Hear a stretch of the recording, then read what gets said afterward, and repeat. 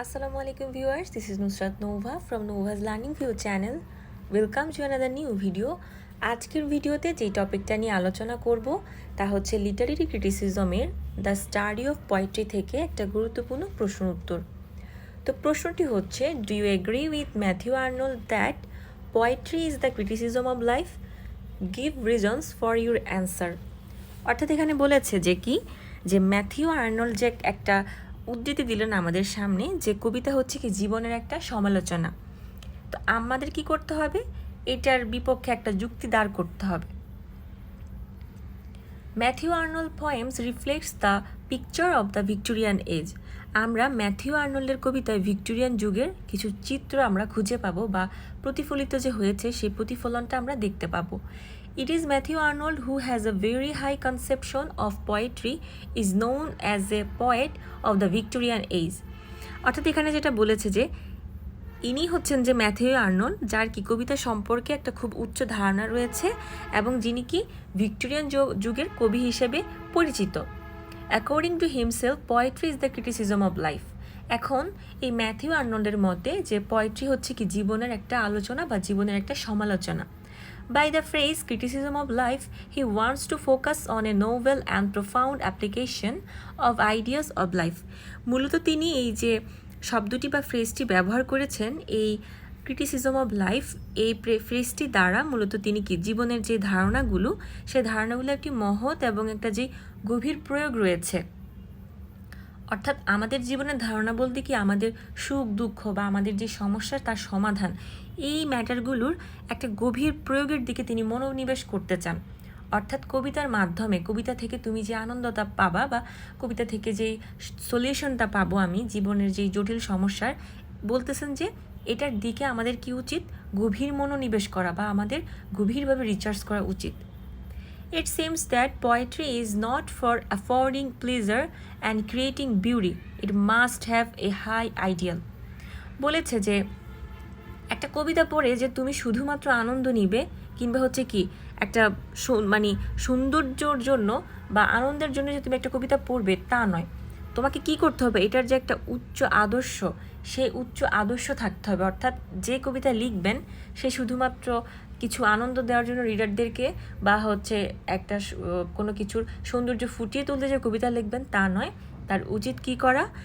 একটা আদর্শ রাখা। অর্থাৎ একটা কবিতা যে লিখবেন তার জন্য একটা উচ্চ আদর্শ থাকে, যাতে সেটাকে আইডল করে অন্য কেউ রিডার্স বা যেই এই কবিতাটা পড়বে সে যাতে তার জীবনে সেটাকে প্রতিফলিত করতে পারে, এটা করা উচিত।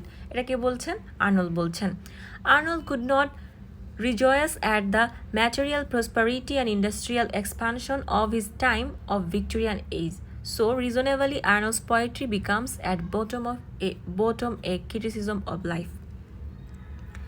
বলেছেন আর্নল্ড তার যে ভিক্টোরিয়ান যুগের যেই একটা বস্তুগত সমৃদ্ধি এবং যেই ইন্ডাস্ট্রিয়ালাইজেশনটা হয়েছিল, অর্থাৎ যে শিল্প সম্প্রসারণ যেটা, তিনি সেটা থেকে আনন্দ গ্রহণ করতে পারেননি। এটা দ্বারা কি বোঝালো? এটা দ্বারা বোঝালো যে একটা সমৃদ্ধির যুগ আসলো ভিক্টোরিয়ান যুগে, কিন্তু ভিক্টোরিয়ান যুগের এই যুগটা আসার পর অনেক কবি মনে করলেন যে কি এতে কি হচ্ছে, মানুষে মানুষে দ্বন্দ্ব, এই যে একটা সামাজিক সহিংসতা, দেন হচ্ছে যে ধর্ম থেকে একটু দূরে সরে যাওয়া, এই ম্যাটারগুলো চলে এসেছে। এটা একমাত্র রিজন হচ্ছে কি ইন্ডাস্ট্রিয়ালাইজেশনের কারণে। সেই জন্যই বলেছে যে আর্নল্ড কিন্তু এই যে শিল্প সমৃদ্ধি, এটার ফলে তো আমাদের আনন্দ, অর্থাৎ আর্নল্ডের যুগে যারা ছিল তাদের আনন্দিত হওয়ার কথা, যেহেতু এতটা পরিবর্তন এসেছে, কিন্তু তারা সেটা না করে কি হচ্ছে, তাদের মধ্যে কোনো আনন্দ হয়নি, মানে উল্টো তারা কি হতাশায় ডুবে গিয়েছিল।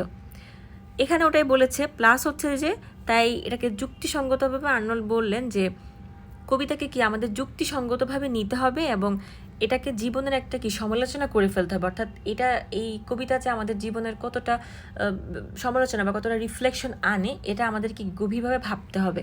এটা হচ্ছে আর্নল্ড বলেছেন। In his critical essay, The Study of Poetry, Arnold gives poetry a very high position.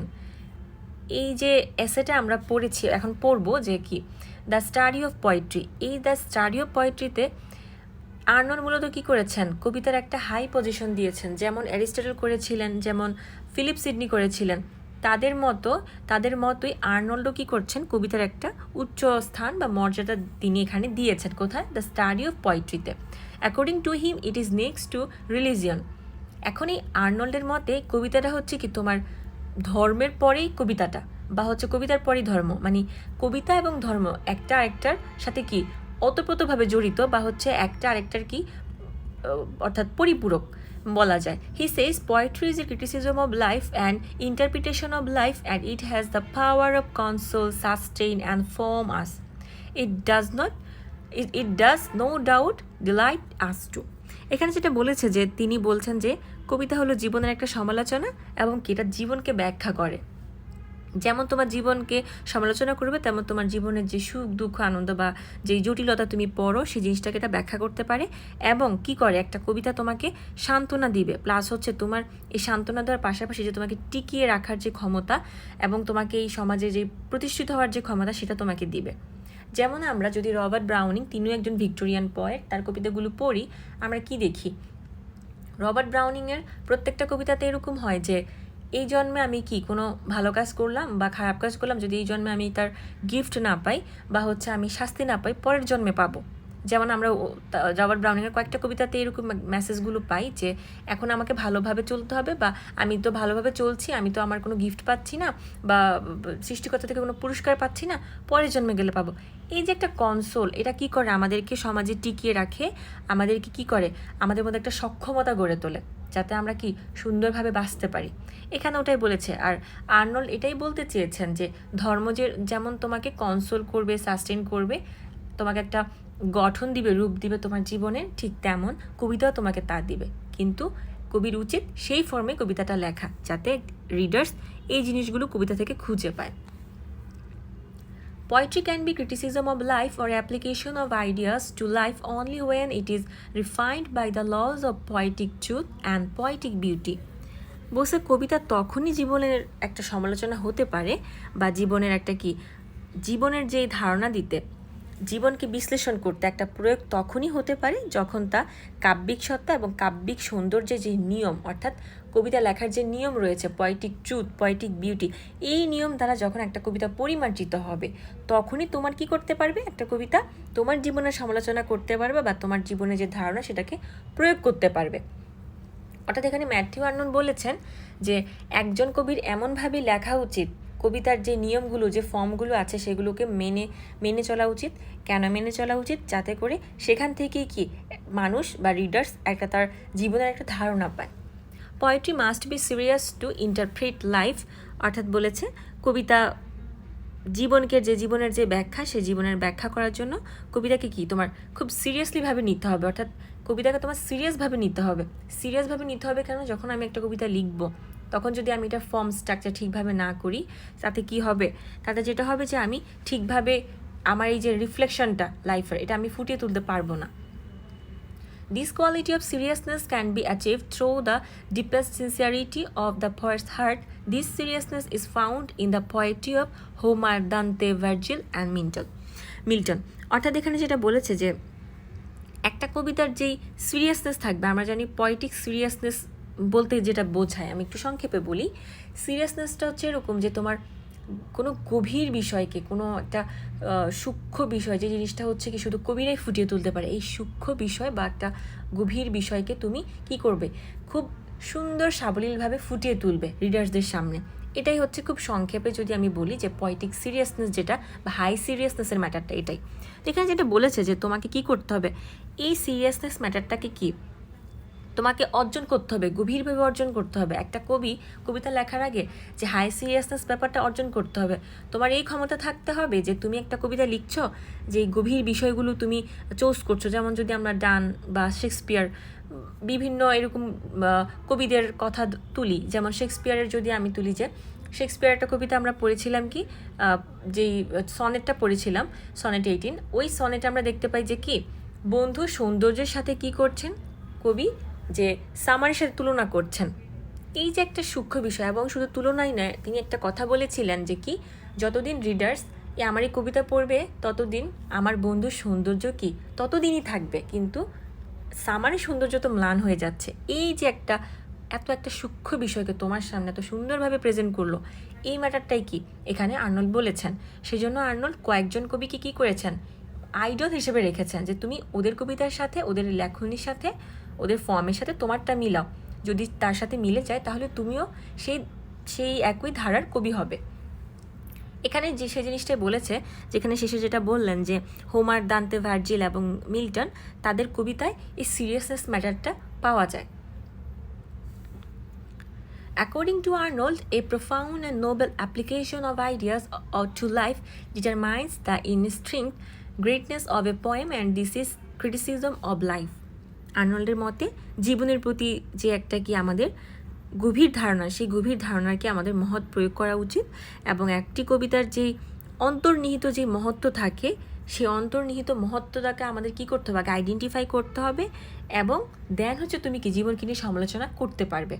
অর্থাৎ কবিতার যে মহত্ব, কবিতা কী সম্পর্কে লেখা হচ্ছে, বা আমি কি সাবজেক্ট ম্যাটারটা কী নিচ্ছি, আমি আমার সাবজেক্ট ম্যাটারটা নেওয়ার পর আমি কি সেখানে এমন কিছু নিয়ে ডিসকাস করছি যেটা কিনা ক্রিটিসিজম অফ লাইফ হবে, এই ম্যাটারগুলি বলেছেন কি Arnold. It is not enough if we merely state in abstract what is expected of a good poetry. বলেছে একটি ভালো কবিতা থেকে কি আশা করা যায়, অর্থাৎ আমরা একটা ভালো কবিতা থেকে কি আশা করব, বা কোন কবিতাকে একটা ভালো কবিতা বলবো, যেটা কিনা কি যে কোনো কবিতাকে শুধুমাত্র যে আমি 1 লাইন 2 লাইন পড়েই সেটাকে আমি একটা অ্যাবস্ট্রাক্ট, অর্থাৎ আমি একটা ভালো কবিতা বলে দিলাম, সেটা নয়। তোমাকে কি করতে হবে, এটার হচ্ছে যে একটা সম্পূর্ণ কবিতা পড়তে হবে, এবং এই কবিতার মধ্যে সিরিয়াসনেস ইউজ করলো কি না, দেন হচ্ছে যে কবি যেই সাবজেক্ট ম্যাটার নিচ্ছে সেটা তোমার জীবনের সাথে প্রতিফলিত হয় কি না, এই যে ছোটো ছোটো বিভিন্ন ম্যাটার বা ফর্মগুলো রয়েছে বা স্ট্রাকচারগুলো রয়েছে সেগুলো আছে কিনা সেটা দেখতে হবে, দেন তুমি জাজ করবে এটা গুড পোয়েট্রি কিনা। We have to select powerful lines in poetry from outstanding poets and keep them in form of us and us as specimens of highly excellent poetry. এখানে যেটা বলেছে সেটা হচ্ছে যে তোমার উচিত, এই যে প্রথমেই বললো কি যে কোনটা ভালো কবিতা সেটা তুমি কিভাবে ডিসাইড করবে। তো এই পরের লাইনগুলোতে এটাই বলতে চেয়েছেন যে তুমি কি করো, ওইসব কবি যেসব কবিদের কথা এখানে বলেছে, হোমার, দান্তে, ভার্জিল, শেক্সপিয়ার, মিল্টন, এইসব কবিদেরকে যেহেতু আর্নল্ড ইউনিক বলেছেন, তো এইসব কবিদের তুমি কি করো, এইসব কবিতা থেকে কিছু লাইন নাও, তুমি কিছু লাইন নিয়ে কি করো, কম্পেয়ার করে দেখো যে তাদের সাথে মিলে কিনা, তাহলে তুমি বুঝতে পারবে এই কবিতাটা হচ্ছে কি হাইলি এক্সিলেন্ট পোয়েট্রি, অর্থাৎ এই কবিতাটা নেওয়া যাচ্ছে, এই কবিতাটা ওই শেক্সপিয়ার, মিল্টন ওনাদের সাথে রাখা যাচ্ছে, এই জিনিসটা বলেছেন। According to Arnold, poetry is the reflection of life, mirror of life, wherein we come across a series of joy and sorrow alike. আর্নল্ডের মতো কবিতা হলো জীবনের প্রতিচ্ছবি, এটা কি জীবনের একটা আয়না, যেখানে আমরা একইভাবে আনন্দ এবং সুখ একই সিরিজে আমরা দেখতে পাই। অর্থাৎ এখানে এটাই বলেছেন যে একই সাথে তুমি সুখ দুঃখ দেখতে পাবে কবিতার মাধ্যমে। The poet enjoys life and observes life with a devoted mind. He acquires varied experiences in life. He selects among thousands of ideas about life that should make life beautiful and enjoyable. অর্থাৎ কবি বলেছেন যে জীবনকে উপভোগ করা উচিত আমাদের, এবং একনিষ্ঠ চিত্তে কি জীবনকে অবলোকন করা উচিত। অর্থাৎ কবি নিজেও জীবনকে উপভোগ করেন এবং জীবনকে একচেটিয়াভাবে কি তিনি দেখেন, তিনি জীবনের বিভিন্ন যে অভিজ্ঞতা সেগুলো অর্জন করেন, এবং জীবন সম্পর্কে যেই আমাদের হাজার হাজার ধারণা সেই জিনিসগুলোকে তিনি কি করেন, নির্বাচন করেন, এবং সেই জিনিসগুলোকে সুন্দরভাবে উপভোগ করেন, এবং উপভোগ করতে নিজের জীবনকে যাতে এটা সুন্দরভাবে উপভোগ করতে পারে বা উপভোগ্য করে তিনি জিনিসটাকে প্রেজেন্ট করেন। এখানে সেই জিনিসটাই বলা হয়েছে। These ideas supply materials to his poetry. He thinks about how to bring out the best of life to create the best of poetry. So poetry is no merely the utterance of certain moods or portrayal of some fantasy. এখানে বলেছেন যে he thinks about how to bring out the best of life. আচ্ছা, এখানে তিনি বলতে চেয়েছেন যে এই যে ভাবনাগুলো, এই যে জীবনকে আমার উপভোগ করতে হবে, কিংবা জীবনের যেই সুন্দর সুন্দর অভিজ্ঞতা সেগুলো আমাকে অর্জন করতে হবে, এই ভাবনাগুলো তার কবিতার একটা উপকরণের যোগান দেয়। অর্থাৎ তিনি এই ভাবনাগুলোকে মূলত কি তার কবিতার জন্য উপকরণ হিসেবে তিনি এখানে কি করেন, ব্যবহার করতে পারেন।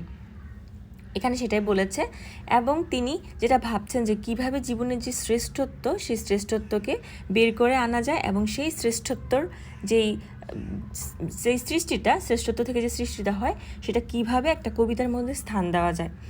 অর্থাৎ আমার জীবনের শ্রেষ্ঠত্ব থেকে আমি একটা শ্রেষ্ঠ কবিতা কিভাবে তৈরি করব সেটা হচ্ছে তিনি এখানে বলেছেন যে এটা আমাদের করা উচিত।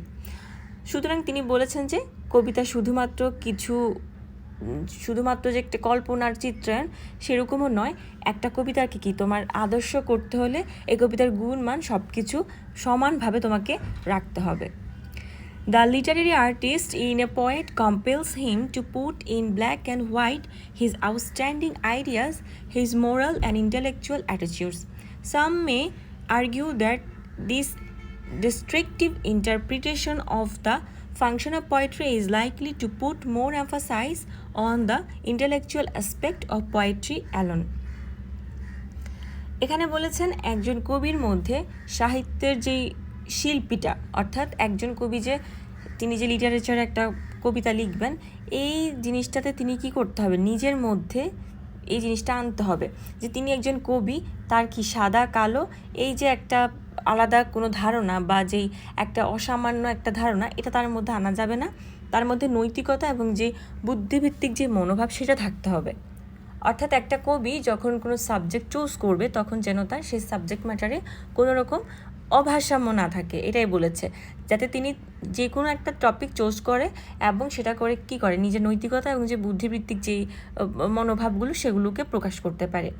দেন বলেছে যে কেউ কেউ যুক্তি দিতে পারে যে কি এই যে একটা সীমাবদ্ধ কবিতার যে একটা সীমাবদ্ধতা রয়েছে, এই সীমাবদ্ধ ব্যাখ্যা কবিতার ফাংশন শুধুমাত্র কবিতার বুদ্ধিবৃত্তিক দিকের উপরই কি বেশি জোর দিতে পারে।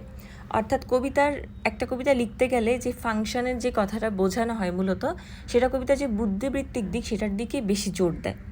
But Arnold's idea of poetry is far from it because he has comprehensively put forth an all-embracing characteristics of truth poetry when he elaborates on the laws of poetic truth and poetic beauty.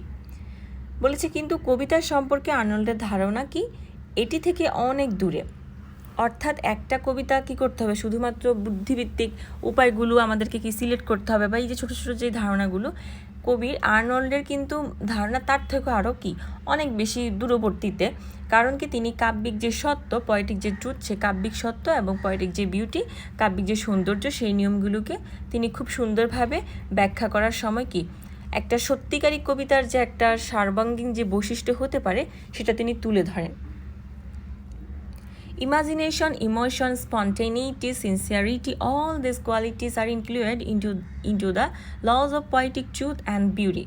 According to Arnold, there must be at the core of a poem some weighty idea or substantial subject matter. They imply realism in the matter of representation.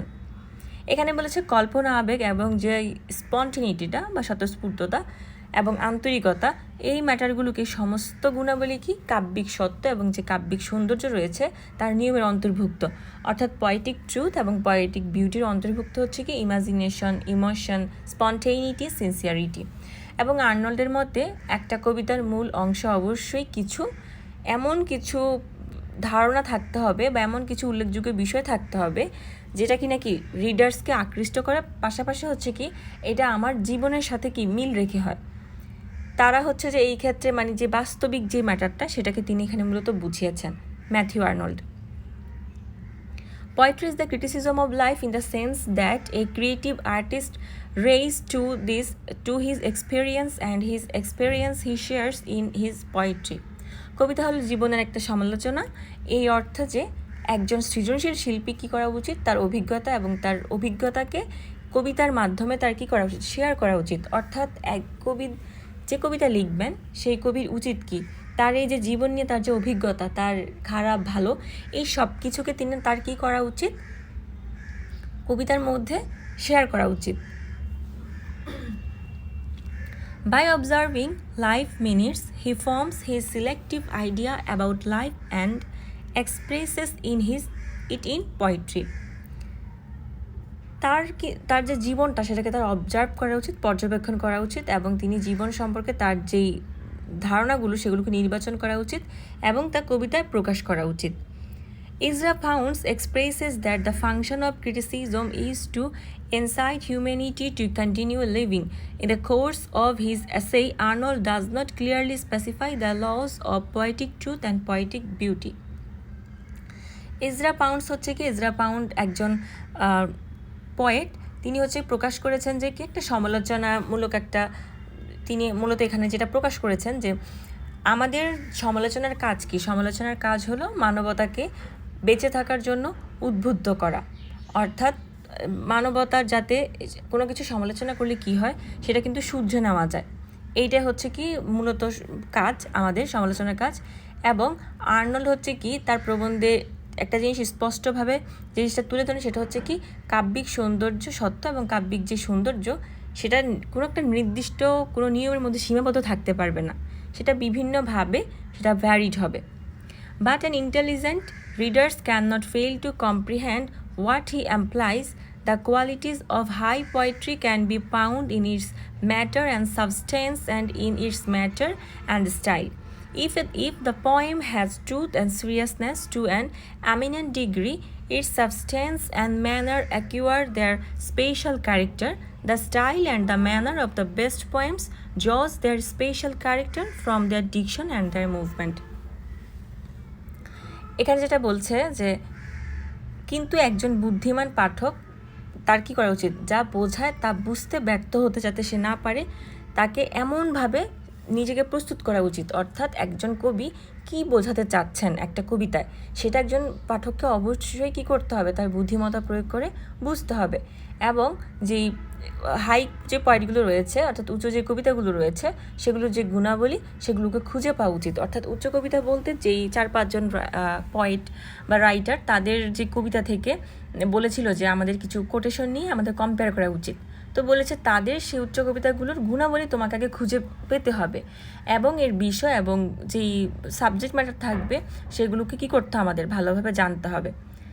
যদি একটি কবিতার সত্যতা এবং হচ্ছে যে আমরা যে একটা কবিতার গাম্ভীর্য থাকে, এই ম্যাটারগুলোকে কি আমরা এই যে বিভিন্ন মাত্রায় ম্যাটারগুলো সাজানো, এগুলোকে যদি আমরা আইডেন্টিফাই করতে পারি এবং এর উপাদান এবং যে পদ্ধতি এই বিশেষ বৈশিষ্ট্যগুলো অর্জন করতে পারি, তবেই আমরা কিন্তু উচ্চমানের কবিতা কোনটা সেটা আমরা বুঝতে পারবো।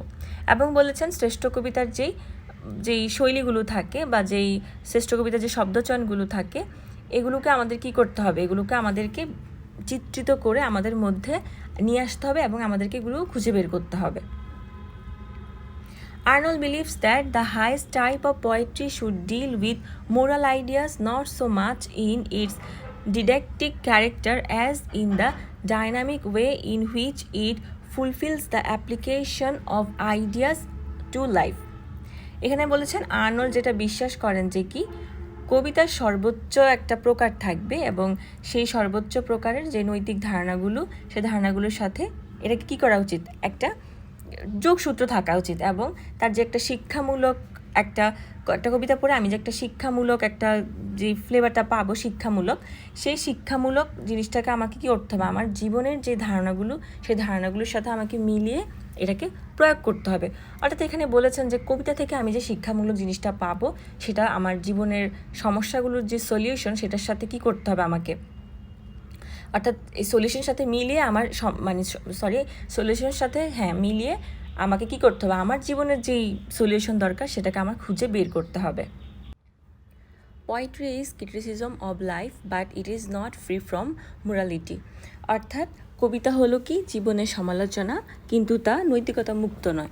Arnold has used the word moral in its widest sense. অর্থাৎ আর্নল্ড এখানে যে নৈতিকতা বা মোরাল যে ম্যাটারটা এটাকে খুব বিস্তৃতভাবে এখানে তিনি প্রেজেন্ট করেছেন। He does not exhort a poet to evolve a code of behavior. The question how to live is answered in implication. অর্থাৎ এখানে বলেছেন তিনি একজন কবিকে তিনি যে একটা বিহেভিয়ার করবেন একজন কবি, সেই তার বিহেভিয়ারের একটা কোড থাকতে হবে, অর্থাৎ একটা নির্দিষ্ট একটা ধারা রেখে তাকে বিহেভিয়ার বলতে এখানে বুঝিয়েছে যে এই পদ্ধতি লেখার সেটা তাকে ধরে রাখতে হবে, অর্থাৎ একটা কোড বা হচ্ছে কি একটা ধারা তাকে মেনটেন করতে হবে।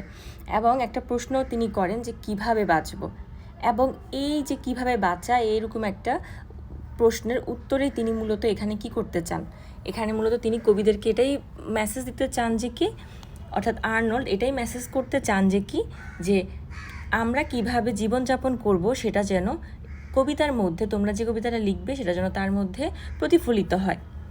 Lines from Milton, Shakespeare and many others can be quoted as examples. অর্থাৎ এখানে বলেছে যে তাহলে এই যে ম্যাটারটা যে আমরা কিভাবে লিখব, এই যে তো আমরা যদি মিল্টন, শেক্সপিয়ার এবং যেই অন্যান্য যে কবিরা রয়েছে, যেই 4-5 জন কবিকে এখানে আর্নল্ড কি করেছেন, সর্বোচ্চ ধারায় রেখেছেন, তাদের যেই লাইনগুলো বা উদ্ধৃতিগুলো রয়েছে বা কোটেশনগুলো রয়েছে সেগুলোকে আমরা এক্সাম্পল হিসেবে ধরি, তাহলে আমরা কি করতে পারবো, আমাদের এই উত্তরগুলো আমরা খুঁজে পাবো।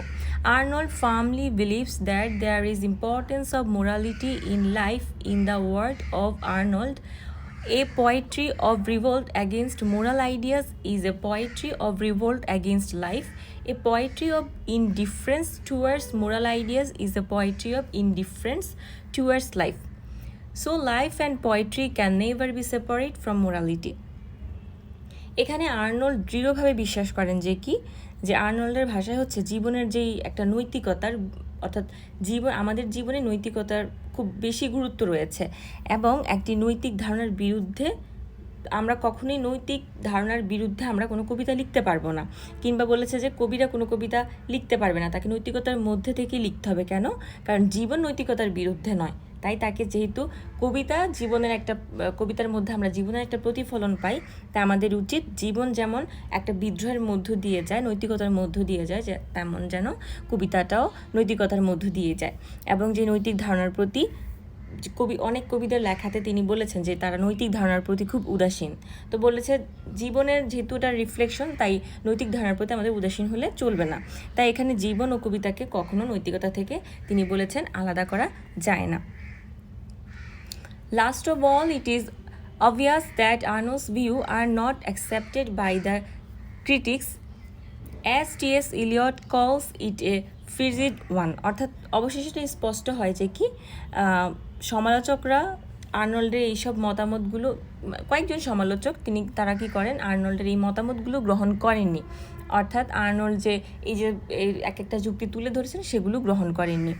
যেমন টি.এস. ইলিয়ট এটাকে একটু জাস্ট বলেছেন যে এটা নেওয়া যায়, ওনার এই আর্নল্ডের এই ভাবধারাগুলো নেওয়া যায়, বাট অতটাও লাইটলি নেওয়ার কিছু নেই। অর্থাৎ এটা একটু ফ্রিজিড, অর্থাৎ একটু শীতল টাইপের, শান্ত স্বভাবে এটাকে না নিলেও চলবে।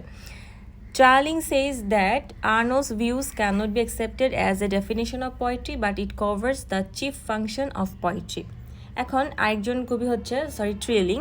সেই ট্রিলিং তিনি বলেছেন যে কি, আর্নল্ডের মতামতকে কবিতার সংজ্ঞা হিসেবে গ্রহণ করা যায় না। অর্থাৎ আর্নল্ড যে মতামতগুলো দিলেন কবিতার সংজ্ঞা হিসেবে গ্রহণ করা যায় না, তবে যেটা করা যায় যে কি, কবিতার প্রধান যে কাজ, সে কাজকে এটা কভার করে। অর্থাৎ একটা কবিতার যে কাজ, একটা কবিতার যেটা করে মানুষের জীবনে, এই জিনিস, ছোটো ছোটো এই জিনিসগুলোকে কভার করা যায়, কিন্তু এটা যে একটা ডেফিনেশন হিসেবে নেওয়া যাবে সেরকম কিছু নয়। All the same, we can't but admit that Arnold takes too serious a view of poetry, unduly restricting its scope. Satirical poems are not accepted by him as belonging to the high class of poetry in spite of their excellent otherwise. তিনি বলেছেন যে একইভাবে আমরা এটাও স্বীকার করতে পারি না যে কি, আর্নল্ড কবিতাকে খুব বেশি গুরুত্ব দেন। অর্থাৎ এই আমরা তার এসেটা পড়ে আমরা এটাও দিতে পারছি না, এগুলো বলছে সব ট্রিলিং, যে কি আর্নল্ড খুব বেশি কবিতাকে খুব বেশি গুরুত্ব দিয়েছেন, যে অযথাই তিনি কি করেছেন, এর একটা পরিধিকে বাড়িয়েছেন। অর্থাৎ কবিতার একটা যে সীমাবদ্ধতা সেটাকে তিনি অযথাই একটার পর একটা যুক্তি দিয়ে বাড়িয়েছেন, তিনি অতটাও এটাকে কি গুরুত্বপূর্ণভাবে নেননি। এটা এক একজন কবি এক এক রকমভাবে আর্নল্ডের এটার বিরুদ্ধে কথা বলছেন। একটু স্যাটারিক্যাল ভঙ্গিতে বলা হয়েছে কি, কবিতা অন্যথায় তাদের শ্রেষ্ঠত্ব সত্ত্বেও কবিতার উচ্চ শ্রেণীর অন্তর্গত বলে তিনি গ্রহণ করেন না। অর্থাৎ এটাই বলেছেন যে কবিতার শ্রেষ্ঠত্বকে, একটা কবিতার শ্রেষ্ঠত্ব থাকবেই, অর্থাৎ কবিতার একটা শ্রেষ্ঠত্ব রয়েছে সেটা আমরা জানি, সেটা সত্ত্বেও কবিতা উচ্চ শ্রেণীর অন্তর্গত বলে সেটাকে গ্রহণ করেন না, এমন কিছু না। অর্থাৎ কবিতা যে উচ্চ শ্রেণীর হলেই সেটাকে গ্রহণ করতে হবে, উচ্চ শ্রেণীর না হলে যে গ্রহণ করা যাবে না তেমন কিছুই না। অর্থাৎ এটাও বিভিন্ন ক্রিটিক্সরা বলছেন আর্নল্ডের কথা মতো, যেহেতু আর্নল্ড বলেছে উচ্চ শ্রেণীর হলেই সেই কবিতা অ্যাকসেপ্টেবল, সেই দৃষ্টিকোণ থেকে এটাকে বলেছে। In spite of some adverse criticism against his views, Arnold is admired for highlighting poetry as the criticism of life. এখানে বলেছেন তার মতামতের বিরুদ্ধে কিছু প্রতিকূল সমালোচনা সত্ত্বেও আর্নল্ড কবিতাকে জীবনের সমালোচনা হিসেবেই তুলে ধরার জন্য তিনি প্রশংসিত। অর্থাৎ ঠিক আছে যে আর্নল্ডের এই ক্রিটিসিজমের বিরুদ্ধে অনেক ক্রিটিকরাই, সব ক্রিটিসিজমে আমরা দেখি যে প্রত্যেকটা ক্রিটিসিজমে এক একজন আলাদা ক্রিটিক থাকে যারা কিনা এটার বিরুদ্ধে কথা বলে। তো বলেছেন যদিও সবাই কিছু কিছু সমালোচনামূলক কথা বলেছেন, তারপরেও কি তিনি এই কবিতা যে জীবনের সমালোচনা এই অ্যাসেটা তুলে ধরে তিনি মূলত অনেকটাই প্রশংসিত হয়েছেন বা প্রশংসার দাবি রাখে। তো আজকের ভিডিওটি এতটুকুই, আশা করছি তোমরা বুঝতে পেরেছো। কোনো কমেন্ট থাকলে অবশ্যই কমেন্ট বক্সে জানাতে হবে। ধন্যবাদ সবাইকে।